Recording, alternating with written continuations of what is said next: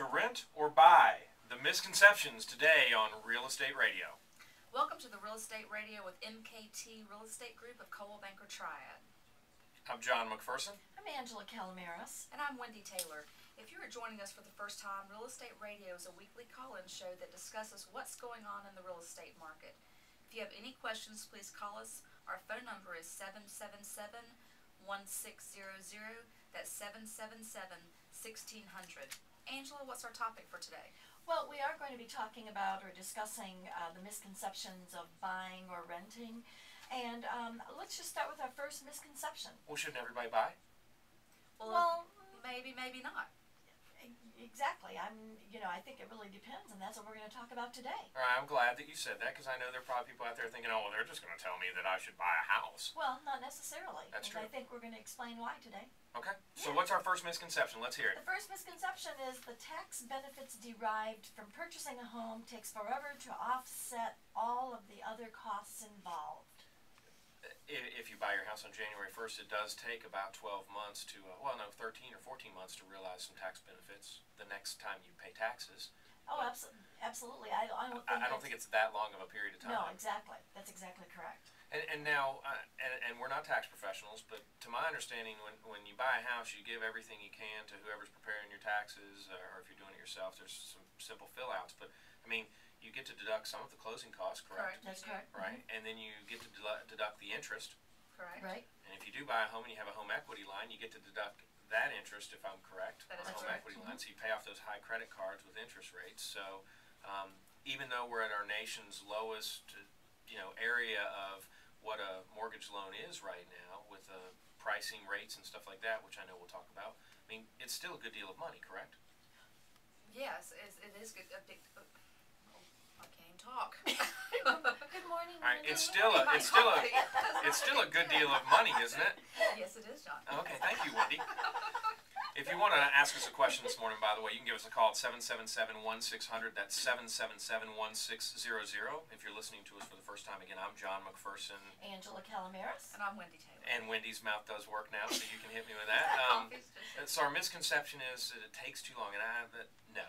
Well, I think one of the things I think you really need to do is evaluate the length of time that you think you're going to be staying in that home.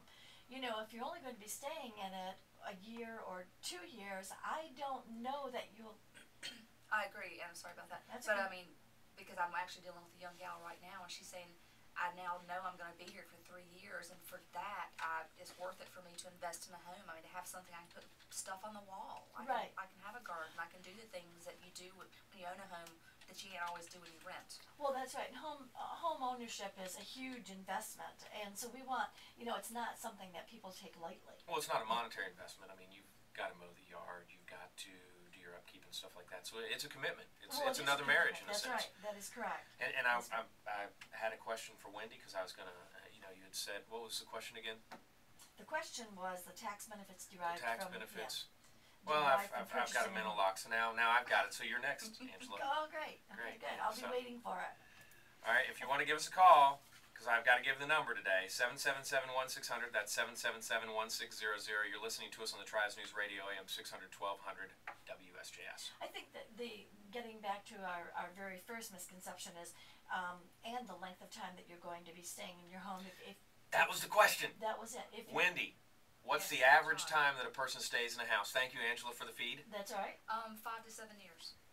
See? So if you're not going to be staying in your home 5 to 7 years, the investment is probably not necessarily going to be a wise one, particularly in this current market, because we really want people to purchase homes and have, gain on it. And homes always have increased in value over the years. And right now, I think it's going to be just a little bit slower, but of course, it's still going to continue. Well, we are truly here the little engine that could. I mean, you go to Las Vegas and stuff. I was reading on my iPhone coming in when I was at a light. You were reading. I was at a light. Scary. At a light, I folks. knew that was going to happen. Yeah. So what happened, Is that basically? before you were texting me? Or Yeah, right. Yeah, whatever. So, not when you're moving. So when you read, I'm reading this article, and the thing says that about foreclosures and stuff like that, and the areas that when you read what the top 10 areas of foreclosure are, you're going to be quite surprised to find out they're the same areas that had the big, huge real estate boom That's a right. year or two ago. Nevada, California, They're things the like ones that went that. up like a rocket or coming down. Right, like and a so rock. they're You know? going up, and then the triad, the triangle, Charlotte, they're all But a lot you of that know, was speculation. We're talking about 3%. people that are buying a place to like raise their kids, raise their dog, raise their vegetables. I mean, this is not. I don't raise vegetables. I do. I have tomatoes and peppers this You know, I'm year. gonna do that this year. eggplant. Oh, Eggplant. yeah, Yeah, exactly, yeah, okay. yeah. Well, yeah, so I think the first misconception is that, you know, you can get a return on your investment, and it doesn't have to take forever to get that. And again, a lot of times it's not all about the monetary investment. It's about the experience of having your own home Right. and building that credit, because it does help you as you own your home and you pay your mortgage. It helps to strengthen your credit as you go on in life. That's If you're 21 buying your first home or 55 buying your first home. And actually, that's one of our misconceptions too, so we need to talk about that. Okay, our second misconception is renting a home isn't all that different from owning. Well, before you get to that, guess what? What? We have a friend on the phone. Perfect.